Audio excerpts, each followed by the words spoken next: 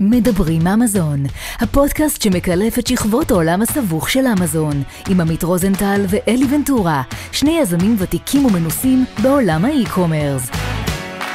בואו נצא לדרך. Welcome to another episode of Amazon Talk Podcast. I'm Eli Ventura, my colleague Amit Rosenthal here with me as every week. After a quick not breakup. Just a quick reminder that you can always listen to our podcast on the various platforms such as Spotify, Google Podcast, Apple Podcast, and catch us on our YouTube channel. Amit, how are you?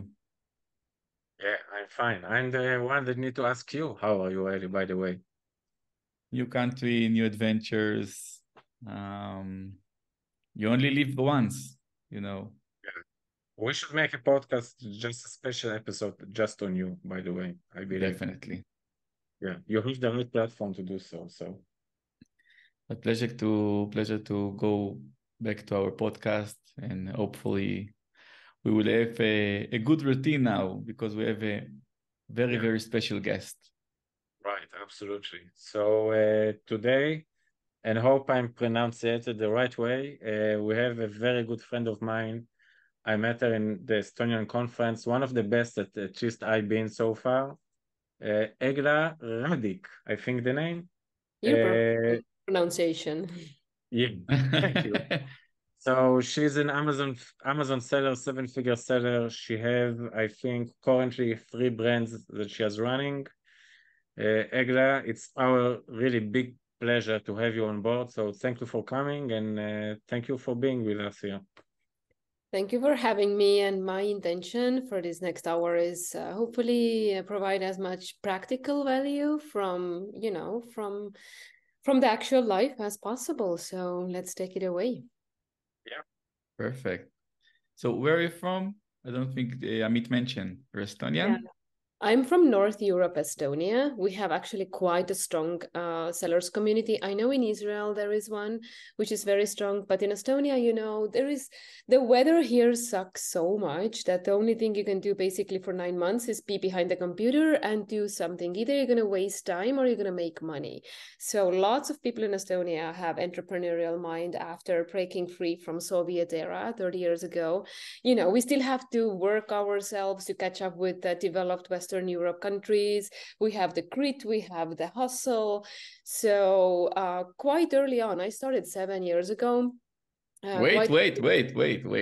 Yeah. I can say that the community has been growing really steadily for like so many years. Wow, super interesting. As you said, I think there is many common dots from the Estonian community to the Israeli community. I think so. The most important one that they both want to succeed and exit. And exit. And we will talk about it. That's what we are basically doing. Our business model only goes for exits. We do not keep any long-term plans in mind. Maybe unlike a year with one company. Yeah, unlike other sellers. That's the Estonian market or specifically to the people that you are now? Sorry, what did you ask? Like in general theme for the whole Estonian market or the Estonian like Amazon community. So basically you develop a brand and you go into an exit process. Yeah. We have few entrepreneurs in Estonia that have a lifestyle business, but most of us are going for an exit. Interesting. So we'd like to begin by asking you to take us on a journey back on time, roughly 6 months before you start your Amazon journey. Could you share with us what were you engaged in that time, your current age, if you would like, and what inspired you to dive into the world of Amazon? Well, I've been always a little bit, in a good sense, a restless soul. I've been trying so many things. Before Amazon, I was really venturing in being a serial entrepreneur on so many very different fields. I had interior architecture company. I was selling stuff for tourists in the old town. Then I was having a digital marketing agency. What else I was doing? I was also working in corporate as a business developer, managing sales and growth. So honestly, anybody who feels like they want to do more than just one thing, I think Amazon is a beautiful platform to do more than one thing, because when we start out, what I really loved was that you can do stuff from logistics to product development to launching, marketing, and then the customer relationship, and then overall global understanding of how the bits and pieces are running. So for a person like me who likes very many different things, I think Amazon is quite the perfect fit. So 7 years ago, I was in Asia. Me and my ex-husband, we actually wanted to bring the kids away from the school for 1 year so they can just see the world and be tolerant about all sorts of skin colors, cultures, religions. And while swimming in a pool, I met a lady who was selling chocolate popcorn pizza for $3,000 a month. And I was thinking, oh my God, that's so weird. I never heard about this like product. And she's like assistant in some kind of police office, you know, not having this crazy special. She sold this on Amazon? Successful, yes. And she's still selling. If you're searching for popcorn chocolate pizza, her product is going to come up. Nice. So that was super weird. And I was like, oh my God, and she's doing this globally. So I just dive in and I never looked back. Did you take a course or training somehow? No. 7 years ago, you had nothing. So I just started from the scratch. I'm a self-taught person. How did you know how to find the correct product? But listen, this business model has been changing so much. When I started 7 years ago, of course, there was lots of trial and error. I think my third product was successful. It was like a fruit basket for a wall. I tried baby products, baby bandana beeps. We had a bunch of products from Indonesia that completely failed because they never even made it to Amazon because of the logistical issues. So I was still testing a lot, but I would say finding the right product is such a different game today than it used to be before. Before, it was so much easier. You can go and just take a product from the Chinese factory, basically list it and still have some sales. Nowadays, the market is so saturated that you have to focus on finding a great market that's not crazy saturated, and then see what kind of products can I actually launch there. That's what we have pivoted a lot with our 3 companies. Okay. Is there any specific I say event that alert you that, okay, this is the correct product, now it's time to scale up? No, it was all organic. From the fruit wall basket, we went to office niche, and this office niche just started to grow organically really nicely. So we actually managed to create almost a 5 million business out of that. And that's the business we exited. So we just went with the tide at this time. You said it's you and your ex-husband? Yes, and our team. We have a team of 7 people for 3 companies now. Wow. So let's go backward. How did you build the team and why? Oh, you're just running nuts when you're having, I think you can do like 100,000 by yourself monthly revenue. I know a lady, like one of my students, I'm actually teaching Estonian entrepreneurs how to do Amazon.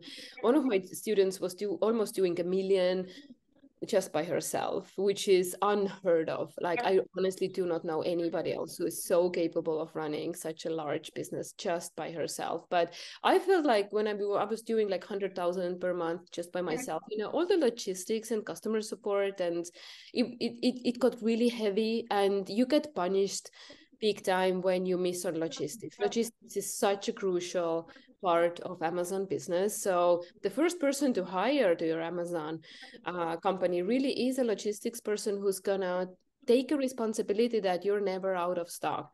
So that's the first thing I did. Second one was a marketing assistant for PPC, for packaging, for listings.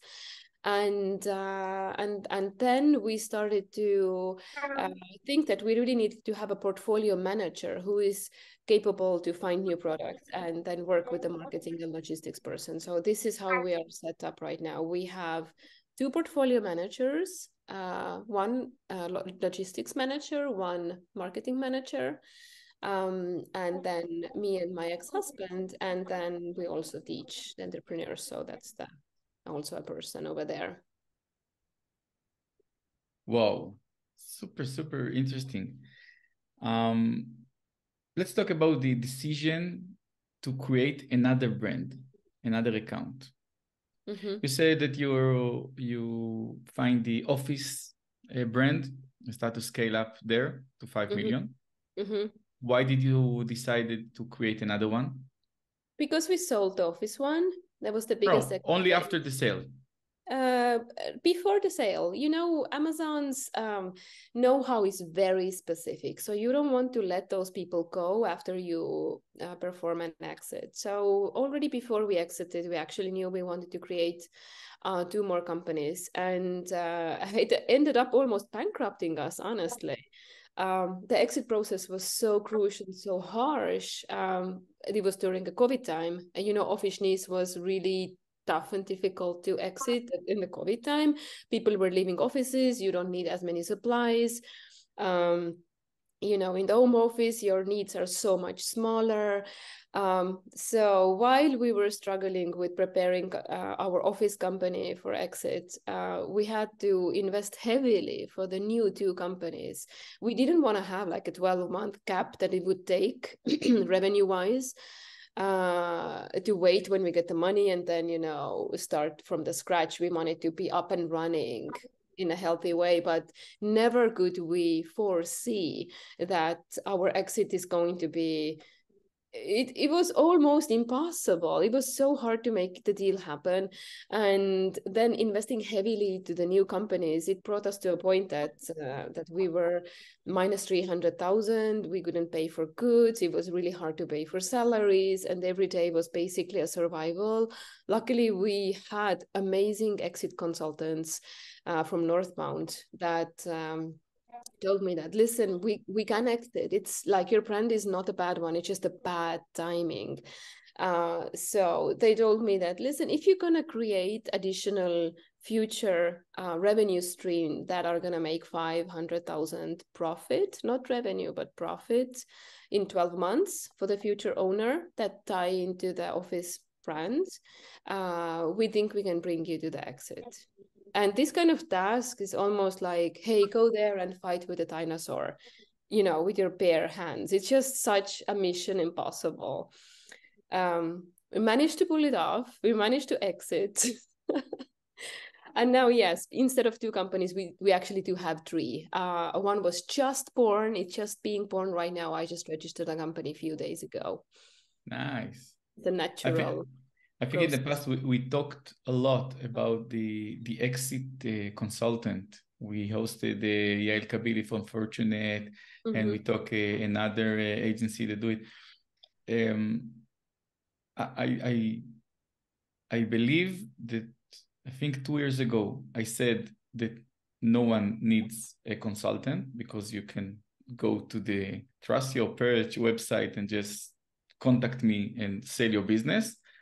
But in the last 2 years, when I sold my business and now I'm working with an FBA operator, FBA aggregator that acquire businesses, I understand how important is to work with a consultant, someone that accompanies you and help you to understand because it's the first time you do it, maybe the last time, and you need someone that did it so many times and help you to maximize exit? If you're getting more granular on why you really need them, it's not only for the know-how, but there are so many different kinds of businesses that can buy your business. It's either a family office, it's an FBA aggregator, maybe it's a fund, maybe it's something else. And what we as individual sellers are absolutely not able to do while running our businesses is compare all the offers, make counter offers that are actually making sense, know how to negotiate different percentages on different phases on selling, and then negotiate those deals into actual, that leads up to signing a document. I think our consultants, they talked to, I don't know, up to 50 aggregators or something. It narrowed down to maybe 5 that we had Zoom calls, and then only 1, ended up in the final round. If I'm thinking just even the heavy communication with all those aggregators, you have to prepare. It's not like, yeah, here's my business, get the account, access to the account and see what I'm doing. It's not this. You actually need to have a pitch deck.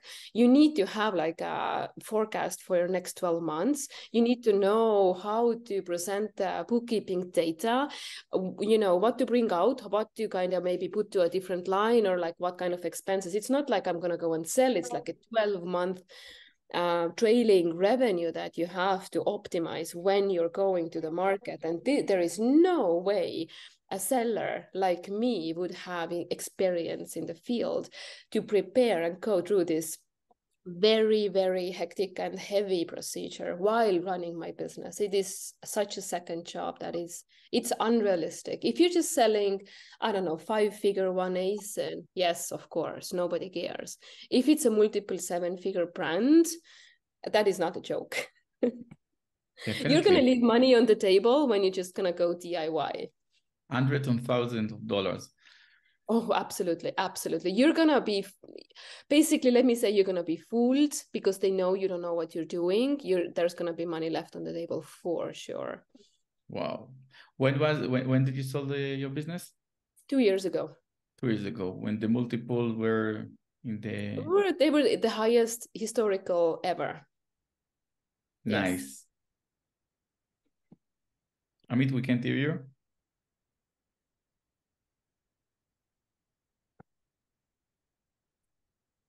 Something happened with his voice. So I'm saying, Agla, that eventually you sold the business in the right timing. So if the multiple was the highest, so it was forced through the right timing for that.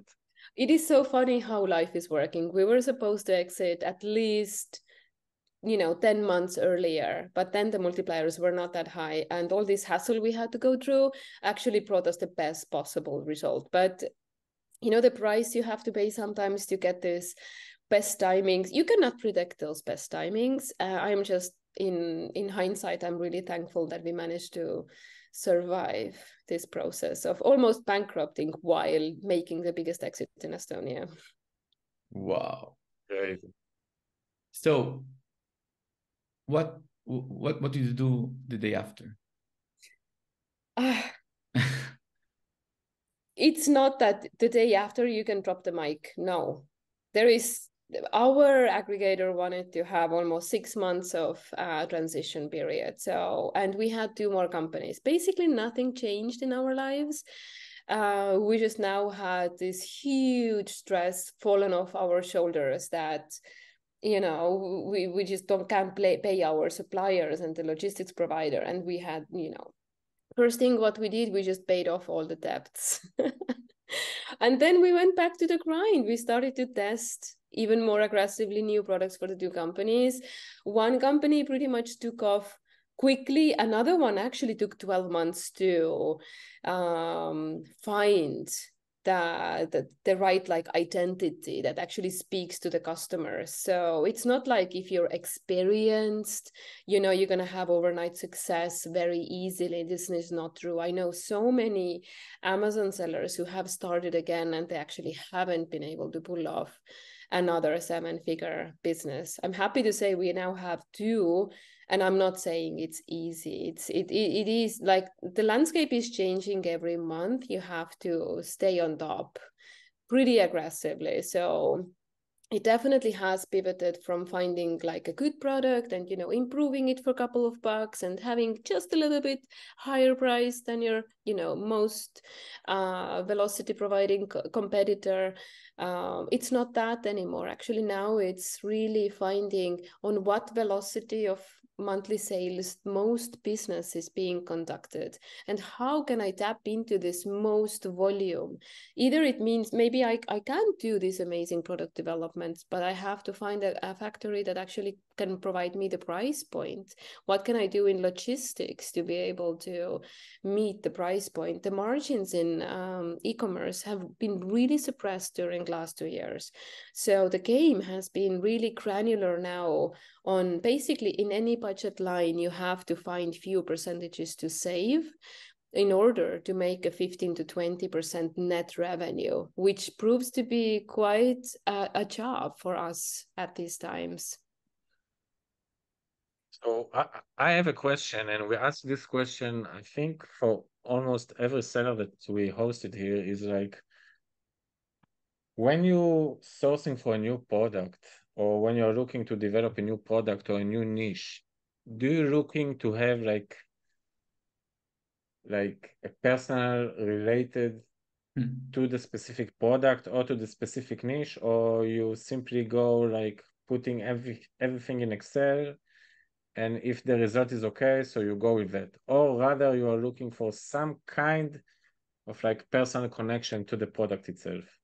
I'm looking no personal connection to the product. I am looking for where people wanna purchase things. The competition is not developed. It is actually the funniest thing ever here. I don't know if you can relate in Israeli sellers communities the same way, but here in Estonia, I find my male colleagues selling products for women.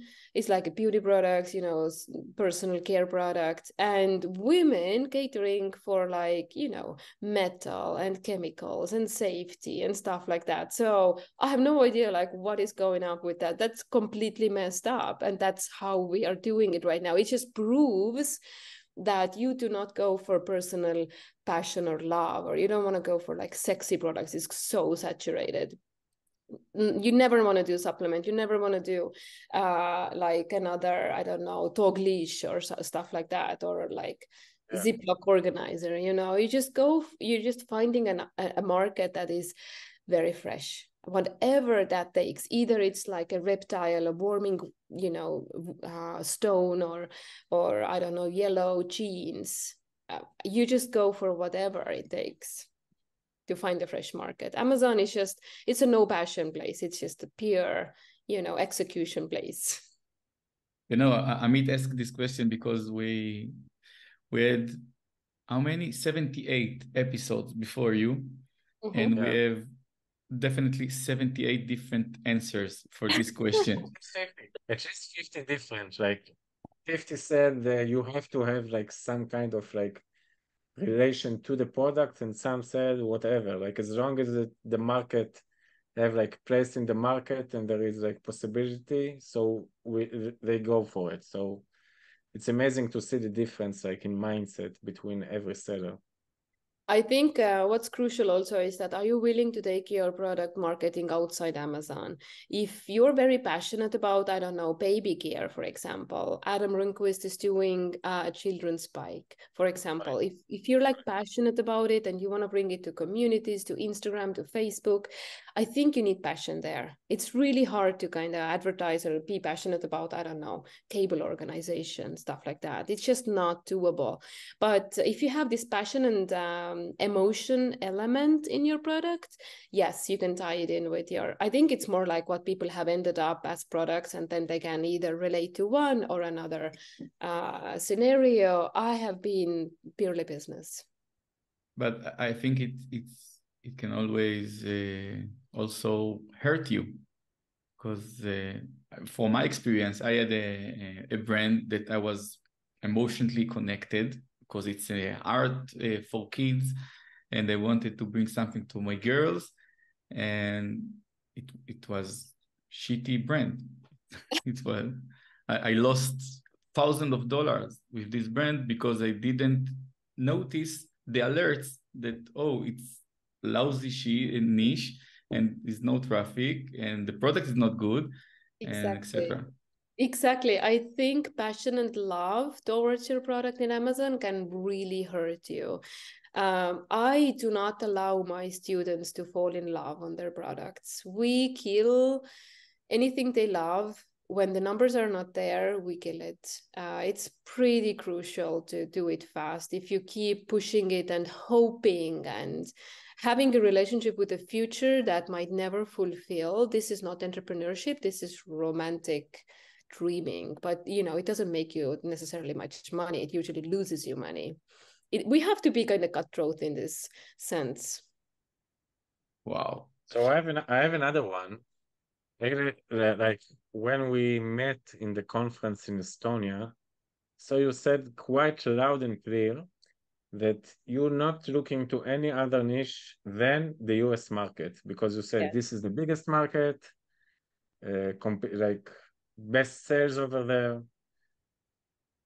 Did you change your mindset in that regard, or you still believe only going to the US? Only US, absolutely. I've been to EU, I've been to Japan, I've been to Turkey, I've been to UAE, everywhere basically, even in Sweden, which is tiny, tiny, tiny.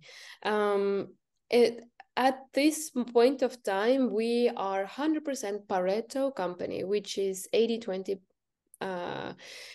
principle. And US market is I don't know how many folds, 10-fold, 100-fold more advanced than European market. If you do things right and focus on American market, you are going to make so much more money than putting bits and pieces together in different European market, translating, shipping, dealing with VAT, which is expensive.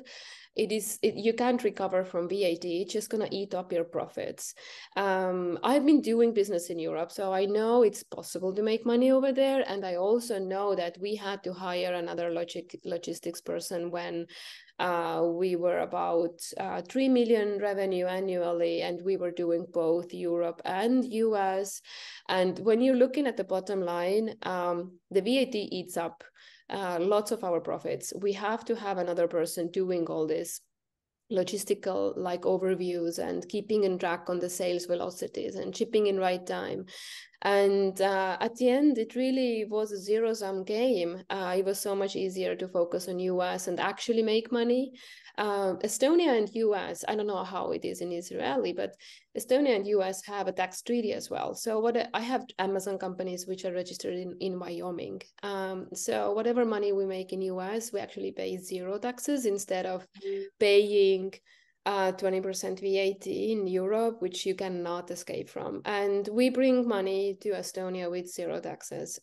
So it just makes it's big, it's more profitable, it's tax-free, and you just need to do the right thing. It is competitive, it's hard, you have so many people trying to cut the piece of $1 million revenues. But we've been doing it for 7 years, so we are not afraid of competition. It's rather like when we see a product being saturated or we don't make enough money on it, we have internal rule, like how much money each product has to make, so we don't keep revenue stuck on the stock and just being shipped. I think it's minimum 4,000 a week net per product that is worth keeping, and we usually build medium 7-figure companies with about 25-30 SKUs in them, each making about 17-20K. That's the goal.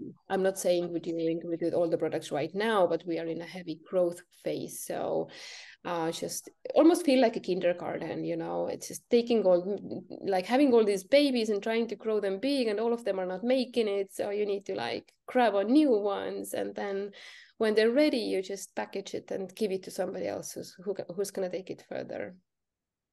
You're very organized. Very structured. I said we have 3 companies and we have 7 people only. And sorry, I forgot our Filipino assistant, Glenn, who is amazing. So we don't have many people. And to make money in Amazon, you can't be heavy on your salaries. No, but but business, by the way. Yeah, every business. But beside of that, you're working and you're thinking very structured.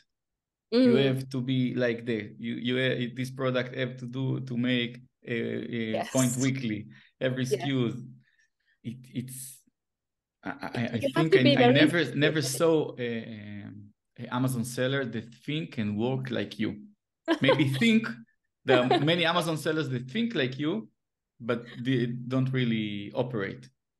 I am grateful for my team to help me all this structurization. My team also strives for not being a messy electron bouncing here to here and not understanding where the money is being lost and where the money is being made. Like we have very strong focus on understanding what is going on our business. And I would highly recommend, and that's what we did actually at the beginning of this year, we hired a COO to run our 3 companies, and that's such a value. That's the structured thinking and systematic overview and KPIs.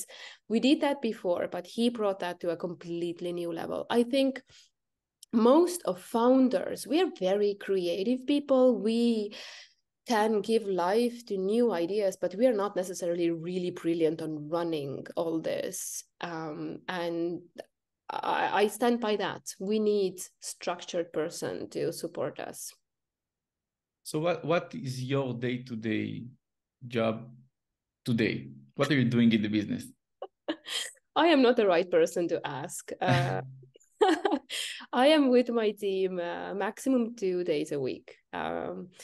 I am also responsible for like new business ideas and making sure the Estonian entrepreneurial community is getting up to date on their skills. So my company is pretty running pretty like in autonomously without me. I'm there in a crucial birthing moments on Mondays for sure, when we are deciding and searching and finding new products, validating, arguing, either we can make it or no, because we choose to go to rather a bit more complicated niches. So sometimes it's like, you don't really know if you can make it, I am not, like there's no professional engineer or product development educated person in our team. We're just regular Joes who just want to have this adventure in global e-commerce. So we're just kind of trying to figure out, listen, are we going to burn ourselves or are we going to actually do it? Because the main thing is really to find the market. And when we find the market, it's like, yeah, okay, fake it till you make it. It needs this regulation, it needs that regulation. I need to kind of understand what it takes to bring this a bit more complicated product to the market. So I'm there on this process. I'm there for monthly meetings. When there is a problem and we need to pivot, and that happens once a year for sure, I'm there. Otherwise, my team is running by themselves. Super inspiring. That's so cool. Thank you. Definitely. So what's the next step? Do you started working on your business for an exit, or are you still scaling it? We are still scaling. We are in a scaling phase. Do you think it's a good time to sell now? No, this year definitely not. I would not say next year. We have not covered. Aggregators have not covered. 2025 would be the time to go to market. Yes. Okay. If you want to have a multiplier back to normal. When is like the pickup point for you? Like put the economical situation, worldwide economical situation aside now. Where is the like peak point for you as a brand owner to know, okay, it's time now to go to an exit process? No, I have no crystal. I have no crystal ball. It's just our connection with our exit consultants, our also timeline in building the brand. We are at the moment in 200K monthly revenue with the older companies, which is not enough to exit. It needs to be 400, 500K per month. So we need to double fold in next 12 months. We do have a plan for that. So it's like a pure execution mode. And anybody keeping even a bit of eye on global economy understands that lending money right now for aggregators is extremely expensive. Raising money is extremely expensive. That means that the deals are going to be postponed. And even if they have a desire to expand, they also understand that they can't be lending on a minus. So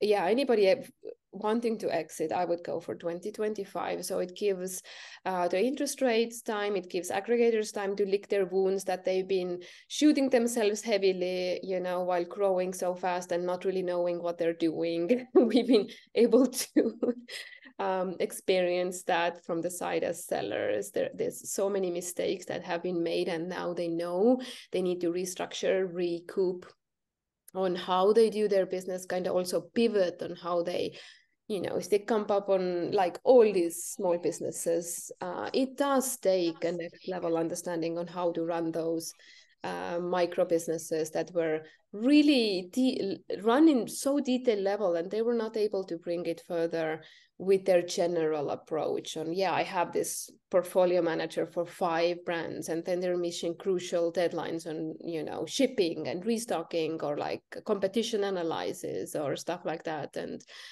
I think they grew too big too fast, and they were not able to, they didn't have time to really look into details, and we need to give them a little bit of time to recoup, and they're doing it now. They're doing good. So let's offer us to them when they're ready again, when they feel good about themselves again. Yeah, there so huge discussion about the FBA aggregator because one of them bankrupt 2 weeks ago and other refinanced themselves. So you say the FBA aggregator is here to stay, but they need to build the coverage. Listen, it's a fundamental thing in economics. E-commerce is here to stay. E-commerce is here to grow, and there's going to be conglomerates in e-commerce, almost like, you know, a Johnson & Johnson, you know, in the brick and mortar. There's going to be the same guys in e-commerce. They just were running wild and crazy. And when they pivot their business model, and whoever pivots first and figures out how actually run all those micro businesses, those are going to be the big companies we are facing on the shelves in brick and mortar. It just takes time. I really love your point of view. I mean, it's really smart. I can take poison for that, definitely, because if you're looking on fundamentals of economics, e-commerce is just here to grow. Definitely. So you said that Amazon is changed from the way you began in 2016 to now. What are the 3-4 main differences between Amazon that you started and the way that you operate it now? Well, for the beginner, if someone is listening to us and want to start today his Amazon business. Well, most definitely, you do not launch on BPC anymore. If you have to 100% rely on BPC launches, you are going to kill yourself. BPC is the main revenue driver for the whole Amazon company. Even AWS is not making as much money for them as BPC. The reason why they are contacting all the beginners really heavily by the account management side is that they actually want to have lots of sellers signing up, because they know that, you know, they're going to start using BPC. It's almost like, in my eyes, it's criminal. They have gotten rid of all the organic positions on page 1. So the only way for the beginner to really find visibility is to give Amazon money. So they just really want to lure you in like super quickly. So I know all my entrepreneurs who are starting are like, oh my God, they're just, you know, they feel like they want to help me and stuff like that. No, they want you to spend PPC dollars, and they want you to expand to Europe, which is still not profitable for Amazon. So they don't really care about your how you're doing. They just want to make sure that PPC keeps growing, the click price gets heavier, and the European market gets more sellers. But they're not really telling you that none of these activities is not profitable for FBA sellers.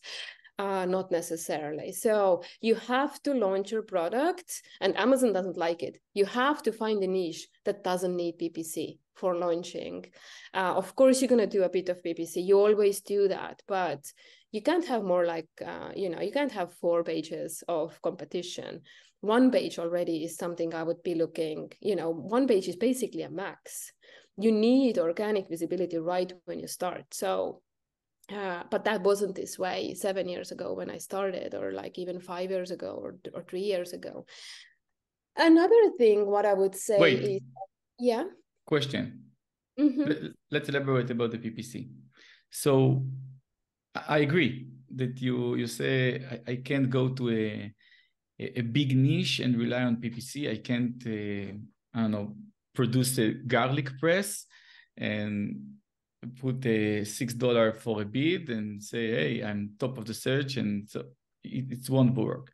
So you suggest to start only with small niches? Yes, nowadays the business model really, either it's, you have to 2 ways to go about Amazon business. One is that you know what you're doing. You're taking your brand big from the day one. You're taking marketing outside Amazon. Amazon loves traffic from outside. So you have to know how to do that. And you need to have marketing dollars to invest, do Instagram community building, whatever you do. Or the other option for you is find small niches that are not oversaturated. It might mean that if you're starting out and you don't really know what you're doing, it might need to put you to a situation where you're starting with a product that makes revenue only maybe 4,000 to 5,000. And that's how you're not gonna fry your nerves from the beginning, because you're not gonna have that much competition. But that also means that you can't have more than, let's say, 40 similar listings. This is already a lot.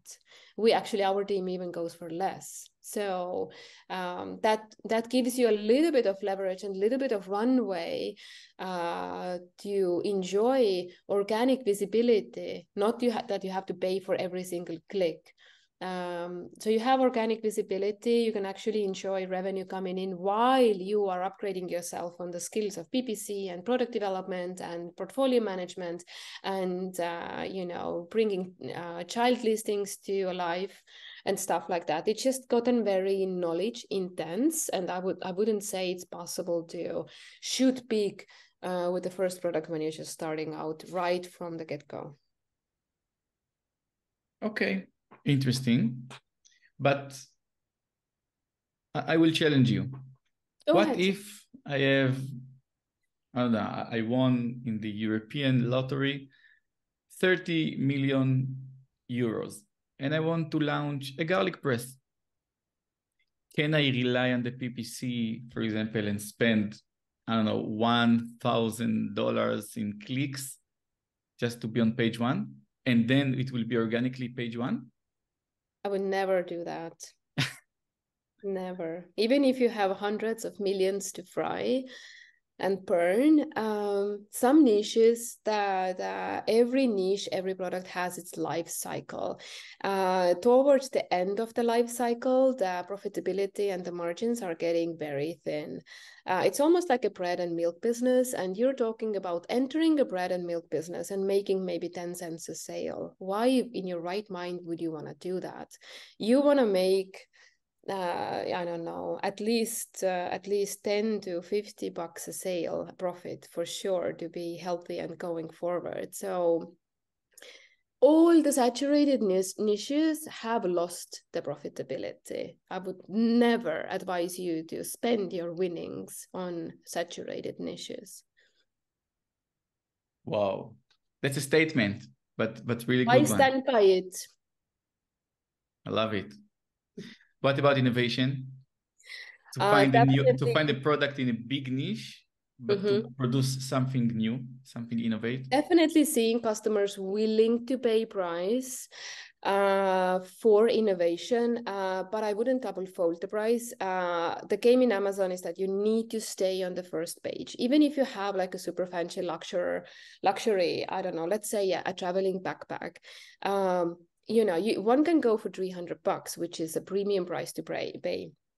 but you're never going to end up in the first page. That means that you still need to spend basically for every visibility option that this is the PPC, and that's where Amazon makes the most money. If I'm doing product development, and that's what we are doing right now, we have very concrete bracket on where we need to position ourselves. And this is the price points that are being distributed all over the first page. You do not go over that because you need to show Amazon velocity that's being presented on the first page. So anything that goes over that, it's not an Amazon product. Bring it to brick and mortar, bring it to design stores, bring it to gift stores, whoever are willing to pay higher prices.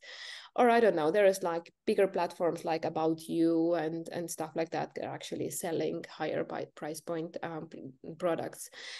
So the product development has to take account material and size. This is how we actually play the e-commerce, because we need to downgrade from the over developing our product. I would even say the business model right now comprises of less product development, but more like material choices and size optimization, while trying to reach the best price point, which is not the cheapest. Cheapest is never trusted the most.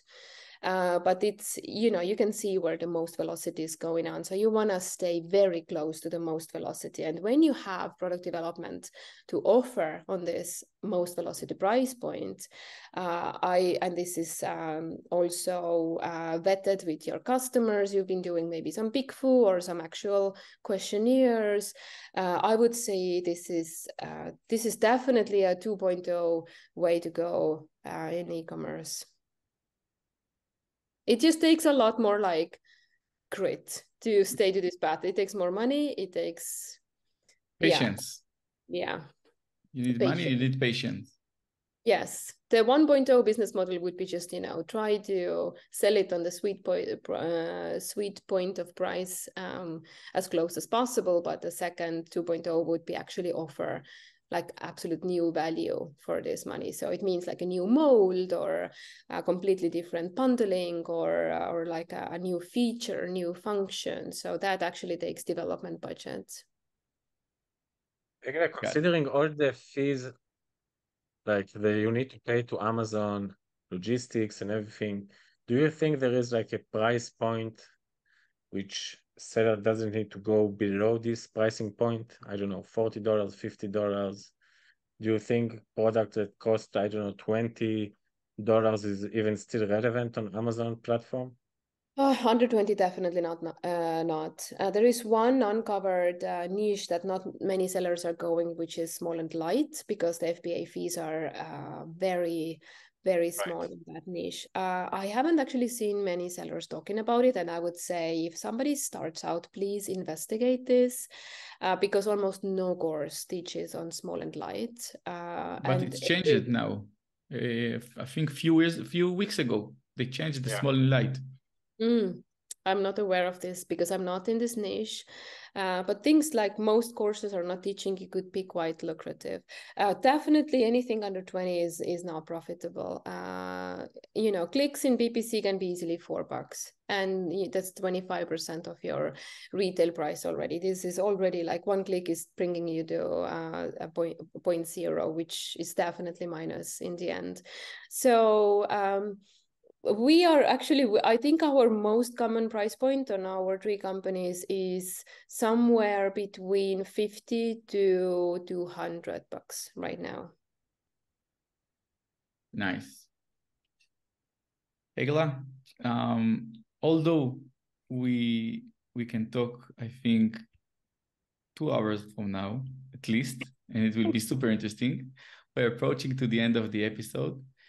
And we have a question that we are asking in every show to all of the same question that we ask for all of our guests.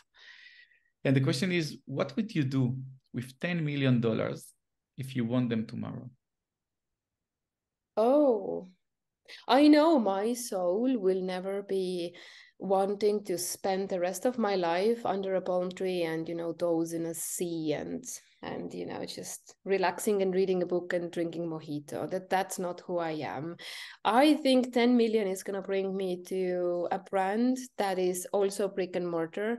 It's going to be a quick, fast, boom start because I have the money to invest. And also I would do as Richard Branson always does, which with his hundreds of companies. I would start right away from the day zero with the COO and CEO on board. So it gives me as a founder and creator soul a possibility to create, not to answer, bookkeeping emails and making sure we have the insurance and stuff like that, because the founders really need to protect their creative energy from being drained from the everyday, repeating tasks. So I would do something like that and just make it big, take the risk. Make big, take risk. No vacations. No slow down. No. The lifestyle itself would be so that I and that's what I'm already doing right now. At least I'm trying is no more than 4 hours of heavy work per day. So I have a question for you. Yeah. I have last question, and hopefully you will take it in the right way. So you're quite of the face of the Estonian Amazon community, right? Give us something about the Estonian community that you think is related to all sellers in Estonia, like their mindset or whatever, that you think all of them basically working on the same way. Oh yeah, definitely. One thing that I can stand by and all my colleagues can stand by for sure. We share every single detail that bugs us or where we need to develop. All our portfolios are public to our colleagues. We don't talk about them on the streets and on the media, but we know each other's businesses to the smallest detail if necessary. We have internal gatherings with the big 7-figure sellers. It's almost like a monthly mastermind we're having. We have summer days, we have winter days together, and we do not keep secrets from each other. It's not like I'm a seller, but it's like we are in IT. Estonia used to be IT mafia, just so much going on and so fast development, and we feel ourselves almost like Amazon mafia because we stand by each other, and it's like a one organism that is not afraid of competition from internally, because we would never do that. That's Amazon mafia, nice. It's a good definition. Sounds scary. No, you don't want to start with the Estonian mafia, but Ellie, believe me. There are very strong people there in Estonia. Big and strong. I think I took many insights from this episode. The most important one is I considering moving to Estonia because the 10% tax, but that's what you said. 10%? No, we actually pay 0%. 0%, sorry. Profit on taxes on profit. We pay no taxes on profits, yes. Okay, I think I will come soon. No, just came to Barcelona. Thank you very much for your time, Agle. It was super interesting. Many insights, many ideas. I believe our listener will be super helpful from all your experience. Thank you, and I love all the smart questions you were asking, and I love that you brought me to the edge with your questions. I love those the most always, because those are the ones that are opening up, boxes that are usually not touched. So I thank you for that, taking the courage. Definitely, and then good luck in your upcoming Q4. Thank you. Bye-bye. Bye-bye.